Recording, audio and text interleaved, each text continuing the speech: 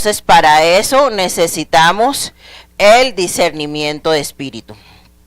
Ciertamente, este es un don sobrenatural que viene de Dios, que viene del Espíritu Santo de Dios, pero también vamos a ver que nosotros lo podemos desarrollar y cómo lo podemos desarrollar. Entonces aquí dice, discernir significa mirar más allá de lo exterior, hacia lo interno, ver a través de, o es el juicio por cuyo medio percibimos y declaramos la diferencia que existe entre varias cosas. Por tanto, el don de discernimiento de espíritus es la habilidad especial dada por el Espíritu Santo para ver más allá de lo que ve el hombre cuando se manifiesta un espíritu. Es la habilidad de saber y distinguir si un hombre está hablando o actuando por su mismo espíritu o por un espíritu inmundo o bajo el poder del Espíritu Santo de Dios. Nunca olvides que Satanás es engañador e imitador, pero ningún hombre influenciado por un espíritu inmundo puede llamar a Jesús Señor. Y ahí es cuando uno tiene que tener el discernimiento, ¿sí? A veces se acercan personas a nuestra vida, pero esas personas se acercan con malas intenciones. No todo aquel que dice vengo de parte de Dios realmente viene de parte de Dios. Les voy a dar un ejemplo. Una vez vino aquí una mujer. La mujer muy insistente, recuerdo que me esperó hasta cuando se acabó el culto. Y dijo que quería hablar conmigo y con mi esposo. Pues mi esposo estaba ocupado y a mí me esperó mucho tiempo, mucho rato. Era una señora que vino por primera vez. Y sí, pues en cuanto me desocupé, pues la atendí. Y entonces me dice la mujer que venía de parte de Dios. Que según venía de parte de Dios. Que venía de parte de Dios porque ella vendía bienes inmuebles. Y que nos ofrecía una casa. En una unidad por acá cerca. Nos ofrecía una casa, pero decía pero yo soy una diezmadora fiel. Una diezmadora fiel. Entonces, mire, el Señor me mandó a este lugar y como yo soy una diezmadora fiel, ella pensó que por eso a lo mejor nos íbamos a impresionar, ¿verdad? Como yo soy una diezmadora fiel, ¿sabe lo que vamos a hacer? Aparte de que les voy a hacer un descuento en esa casa, yo voy a donar el 10% del valor de la casa. Nada más que hay un detalle, pastora. Tienen que darme la mitad ahorita mismo. La señora como que pensó que estábamos nadando en billete o quién sabe, ¿verdad? Tienen que darme la mitad ahorita mismo. Pero en cuanto se haga el negocio, yo voy a devolver el 10% a mi señor. Y yo le dije a la señora, señora, si usted ciertamente es una hija de Dios, como dice serlo, usted entenderá cómo son las cosas del Señor. El Señor no actúa de la manera en la que usted me está proponiendo. Cuando el Señor actúa, ¿sí? El Señor pone primero a su pueblo a orar. Pone primero a su pueblo a orar, ¿sí? Para que Dios envíe las personas, para que Dios ponga los medios. Entonces, si eso que usted me está diciendo es verdad, y si usted viene de parte de Dios, esto se lo tengo que comunicar a la iglesia, y primero que todo tenemos que orar, para ver si eso que usted me está diciendo viene de parte de Dios. Pues, ¿qué creen que pasó? La mujer nunca volvió. Le dio miedo la oración. ¿Sí? Entonces ahí, hermanos, es donde uno tiene que estar apercibido, con las antenitas bien puestas, ¿verdad? Porque cuántas personas no llegan a las iglesias también pues a estafar. Eso ya lo hemos visto, ¿no? Desafortunadamente algunos hermanos ya han pasado por esa experiencia negativa, ¿verdad? De que en una misma iglesia pues los hayan estafado con negocios falsos. Entonces, por eso, amados hermanos, nosotros tenemos que tener el discernimiento, ¿sí? ¿Por qué? Porque si no, cualquiera puede venir y nos da 3 vueltas, ¿verdad? Imagínense qué tal una persona vengo de parte del Señor, ¿sí? Que me dé su carro. A ver, espérate, ¿no? ¿Cómo? A mí el Señor no me ha dicho eso, ¿verdad? Entonces, ahí, hermanos, y sobre todo en los tiempos que nosotros estamos viviendo hoy día, ¿verdad? Tiempos donde desafortunadamente hay muchos falsos maestros, hay muchos falsos profetas, nosotros tenemos que tener el discernimiento, amén, para pesar los espíritus y saber de parte de quién vienen. Entonces, nosotros necesitamos discernir cuando el Espíritu Santo es la fuente. Fíjense qué pasó con el pueblo de Israel. El pueblo de Israel, a pesar de todo su conocimiento bíblico, porque en el pueblo de Israel había fariseos, había saduceos, había escribas. En el pueblo de Israel los niños aprenden la ley de Moisés, a los 12 años ya la tienen aprendida de memoria, y sin embargo el pueblo de Israel no tuvo la capacidad de discernir que Jesús era el Hijo de Dios.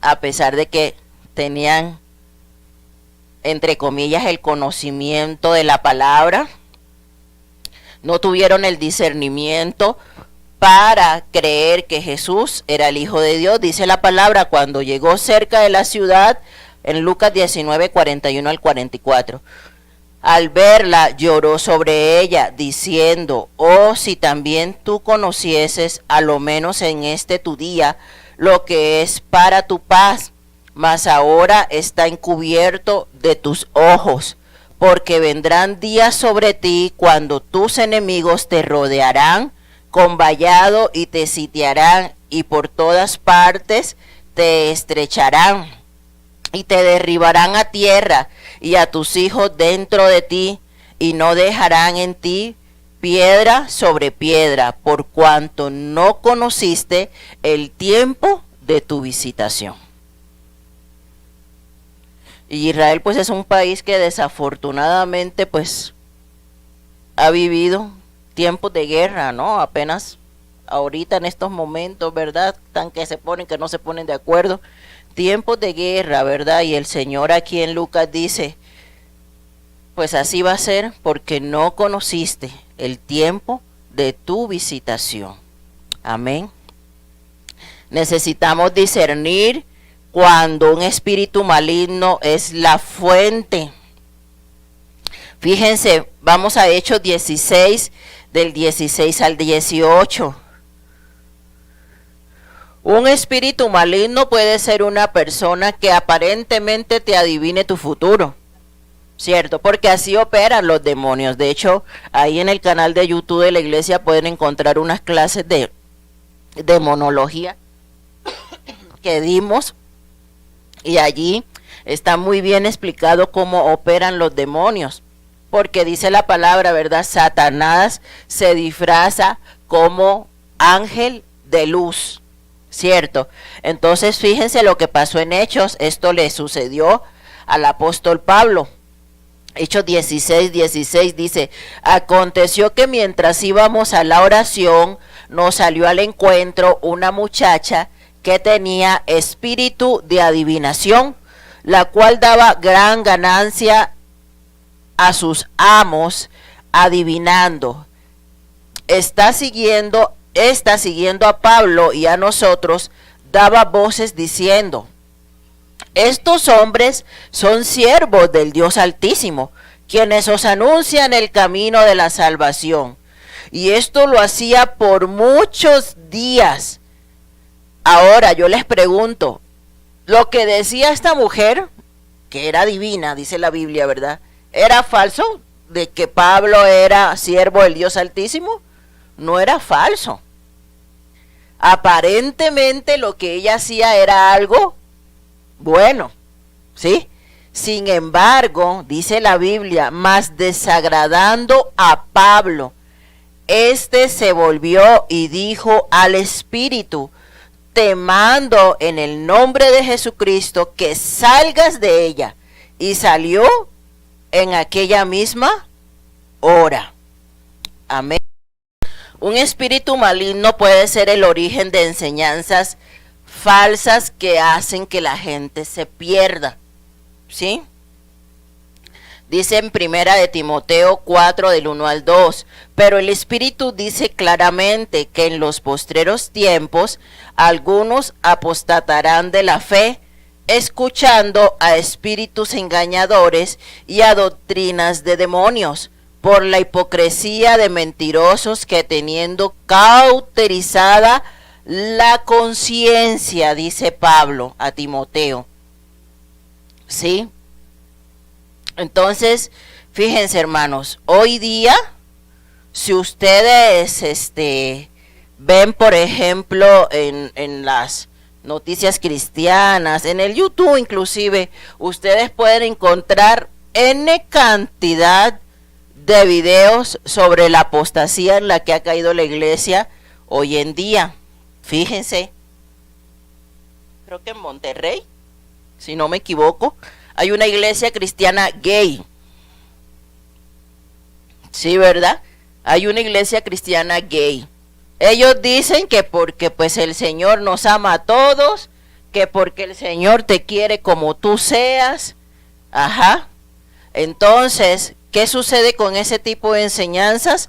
Pues es una iglesia disque cristiana llena de gays, pero ciertamente eso es una verdad a medias. La palabra dice que el Señor nos ama, es cierto, Dios nos ama, ¿sí? Pero también la palabra en N cantidad de ocasiones nos muestra cuando tú tienes un encuentro con el Señor, no vuelves a ser el mismo, ¿cierto? La misma palabra nos dice, déjenme se los busco. Entonces sí está bien, a lo mejor una persona que es homosexual puede llegar a los pies de Cristo, claro que sí, puede llegar. Yo conozco muchos testimonios y el Señor lo hace y el Señor los cambia, pero el Señor no los va a dejar igual. Porque dice Hebreos 10:26, porque si pecaremos voluntariamente después de haber recibido el conocimiento de la verdad, ya no queda más sacrificio por los pecados, sino una horrenda expectación de juicio y de hervor de fuego que ha de devorar a los adversarios. El que viola la ley de Moisés por el testimonio de 2 o de 3 testigos, muere irremisiblemente, dice la ley, y dice la palabra: ¿cuánto mayor castigo pensáis que merecerá el que pisoteare al Hijo de Dios y tuviere por inmunda la sangre del pacto en la cual fue santificado, e hiciere afrenta al Espíritu de gracia? ¿Qué quiere decir eso? Que cuando nosotros venimos a Cristo, si seguimos revolcándonos en el mismo pecado, estamos pisoteando la sangre de Jesús. Eso es lo que dice la Biblia, tal cual. Si yo acepté a Jesús en mi corazón, si yo he decidido seguir los caminos del Señor, no puedo volver al mismo pecado en el cual yo vivía antes, porque entonces estoy pisoteando la sangre preciosa del Cordero de Dios, y eso va a traer mucho mayor juicio a mi vida que si yo nunca le hubiera conocido. Entonces, ¿cómo va a ser posible de que haya una iglesia con personas que siguen deleitándose en el pecado? Es imposible, es imposible. El Señor recibe a todo tipo de personas que hayan cometido todo tipo de pecados, pero no te va a dejar igual. una vez vienes, porque eso sería invalidar la cruz, eso sería invalidar aquello por lo que Jesús murió, eso sería invalidar el poder del Espíritu Santo en nuestras vidas, eso sería invalidar el poder de la palabra en nuestras vidas, porque la palabra es viva y eficaz y más cortante que toda espada de dos filos, y cuando la palabra viene a mi vida, la palabra me confronta, me cambia. Eso no puede ser posible. La palabra dice que todo aquel que conoce al Señor y se aparta es como puerca lavada que vuelve al cieno, como perro que se come su propio vómito. Eso dice la palabra. Entonces es inadmisible, es herejía que una persona en los caminos del Señor permanezca en el pecado. Pastora, ¿qué quiere decir? Que entonces sí nos equivocamos, pero no te deleitas en el pecado, porque una vez te equivocas, el Espíritu Santo que mora en ti te redarguye de pecado y te lleva al arrepentimiento. Es diferente. Yo sí me puedo equivocar, yo sí puedo pecar, porque sigo siendo un ser humano, ¿verdad? Porque tenemos una naturaleza carnal. Pero ¿sabe qué? Si eso sucede, entonces para eso el Espíritu Santo de Dios que mora en nuestros corazones inmediatamente nos redarguye. Yo creo que todos nosotros lo hemos experimentado, ¿verdad? Cuando hacemos algo que no le agrada al Señor, no tienes paz. El Espíritu Santo te incomoda porque estamos mal. Entonces pero pues imagínense, esos son espíritus engañadores, ¿no? Porque aparentemente pues estas son iglesias disque cristianas, pero de cristianas no tienen nada, ¿no? Y así vamos a ver nosotros muchas cosas. Hay un pastor en Estados Unidos que tiene una mega iglesia muy famoso, inclusive hasta le hicieron una película, y este pastor, ¿por qué su iglesia es tan grande? ¿Por qué hay tantísima gente y la gente llega por multitudes? Porque él ahí dice que en su iglesia predica que no necesitas arrepentirte. Esto va en contra de toda la doctrina bíblica. Él dice que no necesitas arrepentirte, igual, ¿no? Que el Señor así te recibe y así tú puedes estar. No, el arrepentimiento es indispensable. No puedes decirle al Señor, ven a morar a mi corazón si no estás arrepentido.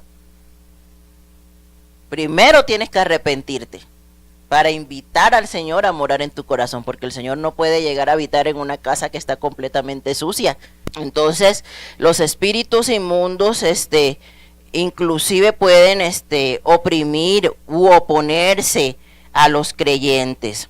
Un espíritu inmundo puede oprimir u oponerse a los creyentes, ¿verdad? Dice la palabra en 2 Corintios 12 del 7 al 10, dice: y para que la grandeza de las revelaciones no me exaltase desmedidamente, me fue dado un aguijón en la carne, dice Pablo, un mensajero de Satanás que me abofetee, fíjense, para que no me enaltezca sobremanera, respecto a lo cual 3 veces he rogado al Señor que lo quite de mí, y me ha dicho, bástate mi gracia, porque mi poder se perfecciona en la debilidad. Por tanto, de buena gana me gloriaré más bien en mis debilidades, para que repose sobre mí el poder de Cristo. Por lo cual, por amor a Cristo, me gozo en las debilidades, en afrentas, en necesidades, en persecuciones, en angustias, porque cuando soy débil, entonces fuerte soy. Fíjense, ¿qué está diciendo Pablo aquí? Que Satanás, ¿verdad? Un mensajero de Satanás, o sea, un espíritu inmundo, ¿verdad? Era lo que producía esa enfermedad en su vida, ese aguijón en la carne. Pero que eso fue permitido por Dios, porque los demonios igual no pueden operar si Dios no les da permiso. Ajá. Eso lo permitía por Dios, lo permitía Dios porque, dice Pablo, a lo mejor, ¿verdad? antes era una persona muy orgullosa, muy soberbia. Entonces dice el Señor, dice Pablo, y eso, ¿verdad? Para que yo no me enaltezca sobremanera. O sea, ese aguijón en la carne lo mantenía en el piso. Lo mantenía en el piso, aterrizado, ¿no? ¿Por qué? Porque a veces pasa, ¿verdad? Que el Señor de repente nos empieza a usar un poquito y ya creemos que somos, mejor dicho, ¿no? Entonces, para que no se le subieran los humos, el Señor permitió eso en su vida, para que se diera cuenta, ¿verdad? Que quien lo usaba era Él. No por nosotros mismos, no por nuestro mérito, no porque hayamos estudiado, no porque nos las demos de todas, no porque seamos los mejores, es por su gracia. Y dice, y el Señor me dijo, bástate mi gracia, porque mi poder se perfecciona en tu debilidad. Amén. Y necesitamos también discernir entonces cuando nuestros problemas son por causa humana y no por causa de un demonio. Rápidamente les explico. Vamos a suponer, usted le dice algo al pastor y al pastor se le olvida, ¿verdad? Esto fue una anécdota de la vida real. Una anécdota de la vida real. Entonces el hermano, ¿verdad? Pastor, venga, voy a orar por usted para que el Señor le quite ese espíritu de distracción, porque usted está poseído por un espíritu de distracción. Entonces, espíritu de distracción, fuera, ¿verdad? Entonces, el hermano, pues desgastándose, ¿verdad? Orando por el pastor, por el espíritu de distracción. ¿Y ustedes qué creen que pasó? No, pues el supuesto espíritu de distracción, ¿verdad? Nunca se va a ir porque no existe un espíritu de distracción. Y esas son las doctrinas distorsionadas, ¿verdad? De que luego escuchamos y repetimos sin saber, ¿verdad? Sin escudriñar las escrituras. No existe espíritu de distracción. Entonces, ¿qué era lo que pasaba? Mire, pastor, es que a lo mejor usted no puede tener su mente serena porque no ha dormido bien, porque no ha comido bien, ¿verdad? Porque no se hidrata lo suficiente, pero no porque tenga un espíritu de distracción, porque el espíritu de distracción no existe. Así de simple, no existe un espíritu de distracción, ¿no? Cuando estamos distraídos es por factores externos que pues no dejan que nuestra mente se enfoque, que nuestra mente actúe bien, ¿verdad? Porque a lo mejor tenemos un problema, porque a lo mejor simplemente no dormí bien, ¿verdad? Estoy pensando en otra cosa, en otra situación, ¿no? Pero no porque tenga un espíritu de distracción. Entonces ahí es donde nosotros tenemos que estar dejando de echar demonios que ni siquiera existen, ¿no? Que son situaciones pues completamente humanas. Amén. Entonces vamos a dejar hasta aquí.